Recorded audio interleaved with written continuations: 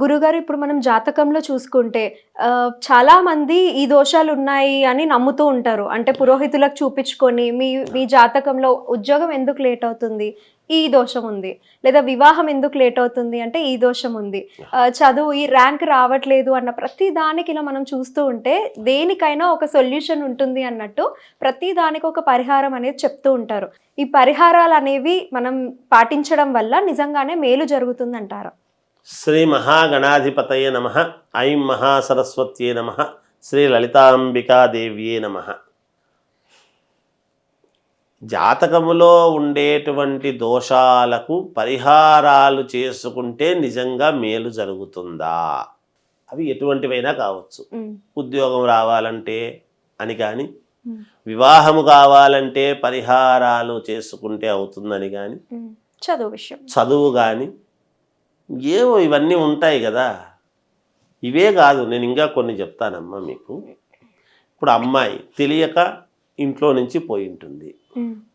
ఆ అమ్మాయి జాతకాన్ని బట్టి పరిహారము చేస్తే తప్పక తిరిగి వచ్చేటువంటివి ఉన్నాయి, తెలుసుకొని. ఎందుకు వెళ్ళిపోయి ఉంటుంది అమ్మాయి ఇంట్లో నుంచి? ఏదో ఆశించిపోయి ఉంటుంది. ఏం ఆశించి అంటే అభిమానించి ఉంటుంది, పోయింది అని. అంతే కదా, వేరే కాదు కదా. ఇంకోటో ఏదో ఆమె అనుకూలం వెళ్ళింది. ఆ వెళ్ళినప్పుడు ఆమె గ్రహస్థితి ఏమిటి, ఎలా ఉంది? ఏదైనా గ్రహాలే కదా, బుద్ధి కర్మానుసారిని అదే కదా చెప్పుకుంటున్నాము. ఆమెకు ఆ బుద్ధి పుట్టించింది, పోయింది. సహజంగా మళ్ళీ ఆమెకు బుద్ధి పుట్టాలి, రావాలి అనేది. పోవడం సహజం ఇంట్లో నుంచి అయినప్పుడు, రావడం కూడా సహజమే కదా. ఏదో రాజా రావాలి, ఎప్పుడు రావాలి అనేది కూడా ఉంటుంది. ఓ పద్ధతి ఉంటుంది. ఎప్పుడు కూడా ఖచ్చితంగా తిరిగి వస్తారు. వచ్చేదానికి అవకాశాలు ఉన్నాయి. మనము ఏదానికి ఏమిటిది, ఏమి చేస్తే వస్తారు, ఏమి సంగతిని మనకు తెలిసి ఉండాలి. భార్యాభర్తలు ఏదో ఒక మాట పట్టింపు. ఆడవాళ్ళకి ఎక్కువ ఉండేటువంటి గుణం ఏమిటి అంటే మగవాడే వస్తాళ్లే, పిలిచకపోతాళ్లే అనేటువంటి ధోరణి. అంతకంటే వేరే ఏముండదు. అదొక గొప్ప ఆయుధం. భర్త బ్రతిమలాడాలి అనేటువంటిది ఒక ఆయుధం. వెళ్ళి వీరికి ఏముంటుంది, నేనెందుకు పోవాలా, మగవాడిని కదా, ఆమె ఫోన్ చేస్తే పోదాములే అని ఊరికే చిన్న ఇష్యూతో దూరం ఎడమొహం పెడమొహంగా ఉండేటువంటి వాళ్ళు ఉంటారు. దానికి ఎవరు తగ్గితే ఏముంది, భార్యాభర్తల మధ్య ఒకరు ఎక్కువ ఒకరు తక్కువ అనేటువంటి అభిప్రాయం ఎప్పుడూ లేదు. పరమేశ్వరుడు అంతటి వాడు అర్ధనారీశ్వరుడు అని సగభాగం ఇచ్చినాడని మనం చెప్పుకుంటున్నాం కథలు. ఏదో చిన్న చిన్న వాటి వల్ల ఇదైంటారు. వాళ్ళు ఇద్దరూ కూడా ఏమి పరిహారము చేసుకుంటే ఇద్దరి మనస్సులు ఇదవుతాయి అనేటువంటి దానికి మనఃకారకుడైనటువంటి చంద్రుడు ఎవరి జాతకంలో ఎక్కడున్నాడు, ఎందుకు ఆడవాళ్ళు చంద్రుడికి సంబంధించినటువంటి ముత్యము, కుజుడికి సంబంధించినటువంటి పగడము మంగళసూత్రాల్లో వేసుకుంటున్న కారణం అంటే మరి దానికి ప్రామాణికం అదే. అంటే భర్తయందు మనస్సు నిరంతరము ఉండి అభిమానముతో చూడడానికి గాను ముత్యము, సంతానానికి సుఖప్రదముగా జీవితము నడవటానికి కావాల్సినటువంటిది కుజుడు. అవి రెండూ మంగళసూత్రాల్లో చేసుకో. అంటే ఏమిటి, భర్త యొక్క పంచప్రాణాలు అమ్మాయి దగ్గర ఉంటున్నాయి సహజంగా. దాని అర్థమే అది. అందుకని మనఃకారకుడు ఎక్కడున్నాడు అనేటువంటిది చూసుకొని ఆ మనఃకారకుడు అయినటువంటి మనస్సే ముఖ్యం. ఊరికే నువ్వు నాకు చెప్పకుండా పోయినావు అని వీడు, నేను చెప్పేది ఏముంది, నువ్వు వస్తే పిలిస్తే నేను రానన్నానా అని ఆమె అనుకోవడము, ఈ చిన్న దానివల్ల ఇదై ఉంటారు.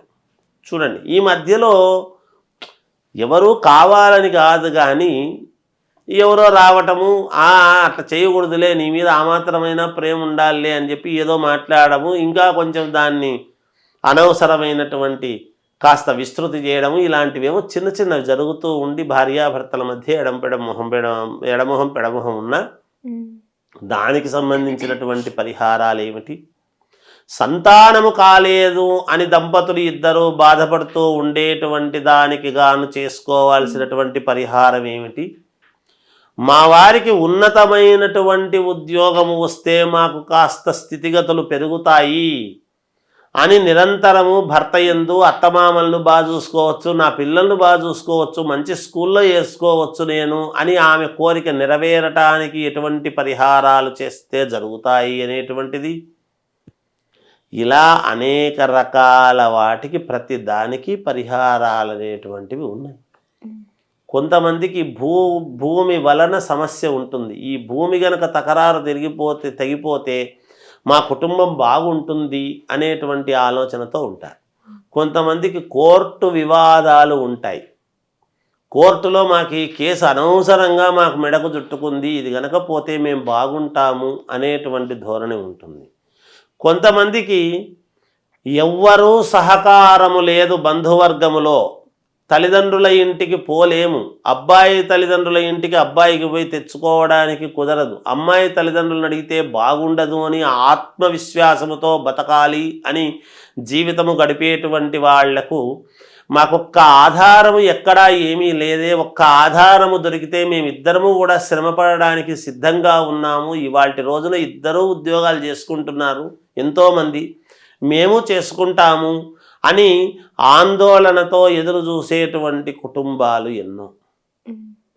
చిన్న కూలి పని చేసుకొని వచ్చి కూడా తమ పిల్లలను ఉన్నతమైనటువంటి విద్యలో చదివించి రేపొద్దున మాలాగా వాడు కష్టపడవద్దు, శనివారము బట్వాడాలు తీసుకొని మేమంటే అనుభవిస్తున్నాము, నా పిల్లలు మాత్రము మంచి ఉద్యోగం వచ్చి స్థిరపడాలి అని తపనతో ఆ తల్లిదండ్రులు పిల్లవాడి కోసం ఏమి చేస్తే బాగుపడతాము అనేటువంటి ఆలోచనతో ఉండేటువంటి వాళ్లకు పరిహారాలు అమ్మ చెప్పుకుంటూ పోతే మానవ జీవితంలో అనేక రకాల ఇబ్బందులు అనేక రకాల వాళ్లకు ఎన్నో ఉన్నాయి. ప్రతి దానికి కూడా మన శాస్త్రాల్లో మన గ్రంథాల్లో చాలా పరిహారాలు ఉన్నాయి తల్లి, లేకపోలేదు. ఇక్కడ డబ్బే పరమావధి కాదు. ఏ పరిహారము చేసుకోవాలన్నా ముందు డబ్బు అంత అవుతుంది, ఇంత అవుతుంది, అది ఇది అనేటువంటివి కూడా ఉన్నాయి. అయితే కాంచానాం కర్మ విమోచనం అనేటువంటిది ఉన్నది. ఏదో ఒకటి ఇచ్చి పోగొట్టుకుంటేనే మనకు ఉండేటువంటి కర్మ పోవడం అనేటువంటిది కూడా ఉంది ఎప్పుడు కూడా. అయితే దేనికి ఏమి చేస్తే సరైనటువంటి పరిష్కారము ఏమి చేస్తే ఆమూలాగ్రముగా ఉన్న సమస్యను కూకటి వేళ్లతో సహా పీకి అవతలక పడేసేటువంటి విధానముగా ఏమి చేస్తే మేలవుతుంది, ఏమి చేస్తే వాళ్ళకు ఉపయోగం జరుగుతుంది అనేటువంటివి మహనీయులు, చదువుకున్న వాళ్ళు, పండితులు, బ్రాహ్మలు అనేక రకాల మంది అనేక రకాలుగా పరిహారాలు చేయిస్తూ ఉంటారు, చేసుకుంటూ ఉంటారు. ఎక్కడ జరగకుండా ఏమి కాదు, ఎన్నో జరుగుతున్నాయి. ఇంతమంది కోటాను కోట్ల ప్రజల్లో అనేక రకాల మంది వాళ్లకు నమ్మిక ఉండేటువంటి గురువుల దగ్గరికి పోయి వాళ్ళు చెప్పి చేయించుకొని బాగుపడేటువంటి వాళ్ళు ఎంతోమంది ఉన్నారు, చేసుకుంటున్నారు. ఇంకా ఎన్నో రకాల పరిహారాలు ఏదానికి అది చేస్తే తప్పకుండా ఫలిస్తుంది అనేటువంటిదే ఉంది. కానీ ఈ పరిహారం చేస్తే ఫలించలేదు అనేటువంటిది ఉండదు. అయితే మరి ప్రపంచంలో అందరికీ జరిగినా ఇంకా జరగని వాళ్ళు ఎందుకో ఉన్నారు కదా అని ఉండొచ్చు, తప్పులేదు. కర్మ ఫలితము కొంచెము బలముగా ఉన్నప్పుడు సహజంగా జరుగుతుంది. ఇప్పుడు శ్రీకృష్ణ భగవానుడు ఒక ఉదాహరణ చెప్తాను తల్లి మీకు ఆఖరిగా. భగవంతుడు శ్రీకృష్ణుడు మాయావి, చిన్నతనములోనే రాక్షసిని చంపినటువంటి వాడు, ఎక్కడ చూసినా తాను ఉన్నట్టుగానే మాయమై చేసినటువంటి వాడు. మరి ఇటువంటి వాడు బంధువు అయ్యుండి కూడా అరణ్యవాసము అజ్ఞాతవాసము చేయాల్సినటువంటి అవసరము పాండవులకు ఏర్పడింది కదా, ఇబ్బందులు పడ్డారు కదా.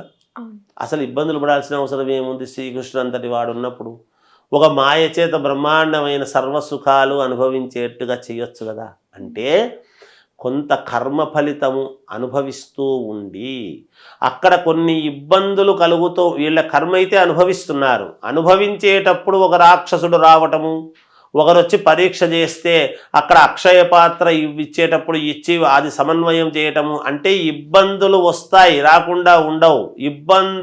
ఆ ఇబ్బందులు వీళ్ళు ఫేస్ చేయకుండా తప్పించడానికి చేస్తూ వచ్చినాడు శ్రీకృష్ణుడు కదా.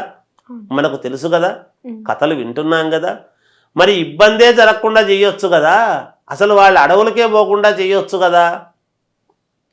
మామూలుగా ఇదంతా ఎందుకు, అక్కడికి పోతే అక్షయపాత్ర ఇవ్వడం ఎందుకు, ఎవడో చంపడానికి రాక్షసుడు వస్తే భీముని లేపి చంపమని చెప్పటం ఎందుకు, ఇవన్నీ చేయడం ఎందుకు అంటే కొంతవరకు అనుభవించాల్సినటువంటిది కర్మ ఫలితం అనేటువంటిది అనుభవించాలి.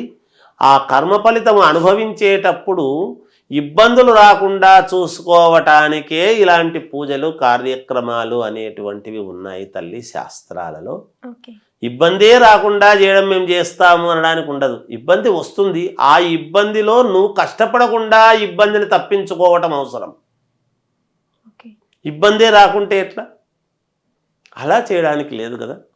అందుకని పూర్వజన్మ కృతం పాపం వ్యాధి రూపేణ పీడ్యతే అంటాడు. వ్యాధి అంటే రోగమని కాదు, ఓకే. అంటే కొన్ని అనుభవించాల్సినటువంటివి అనుభవించాలి.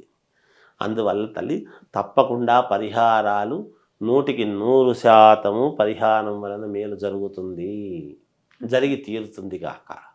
జయోస్తు.